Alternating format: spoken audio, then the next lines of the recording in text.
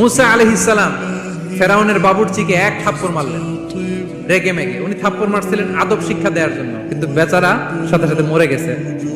উনি মারছিলেন আদব শিখানোর জন্য, বেচারা যে মরে যাবে মুসা আলাইহিস সালাম জানতেন না। এখন দেখে সর্বনাশ, এটা তো মরে গেছে, অক্কা পাইছে। উনি দিলেন দৌড়। মুসা আলাইহিস সালাম দৌড়াতে দৌড়াতে প্রাণ ভয়ে চলে গেলেন আরেক সীমান্তে, মিশর ছেড়ে আরেক এলাকায়।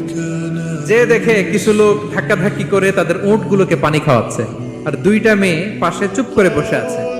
উনি বুঝতে পারলেন মেয়েগুলো এই ইয়াং ছেলেদের সাথে ধাক্কাধাক্কি করে টিকতে পারবে না। উনি এগিয়ে গেলেন, বললেন তোমরা পানি খাওয়াবা উটদেরকে? হ্যাঁ খাওয়াবো, আসো। উনি উটগুলো নিয়ে সবাইকে সরিয়ে পানি খাইয়ে দিলেন, মেয়েরা চলে গেল। এবার বাবার কাছে যেয়ে বলল, বাবা এমন এক ছেলের সন্ধান পাইছি, ছেলেটা খুব ভালো, আমাদের চেহারার দিকে তাকায় না, মাটির দিকে তাকিয়ে কথা বলে। আজকে এই লোক না থাকলে আমরা আমাদের উটগুলোকে পানি খাওয়াতে পারতাম না।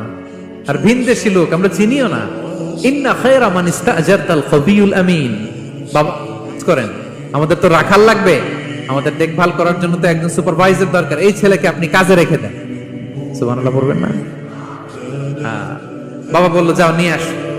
মেয়ে দুজন যে বললো আব্বার কাছে চলেন, আব্বা আপনার কথা বলবে, আপনার সাথে আলাপ করবে। মুসা আলাইহিস সালাম বললেন ঠিক আছে, তোমরা পেছনে পেছনে যাও, আমি তোমাদের আগে আগে যাই। তোমরা আমাকে বলবা যে ডানে না বায়ে না সামনে।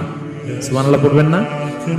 কি চরিত্র, কি চরিত্র ছিল যাতে করে তাদের দিকে তাকানো না লাগে।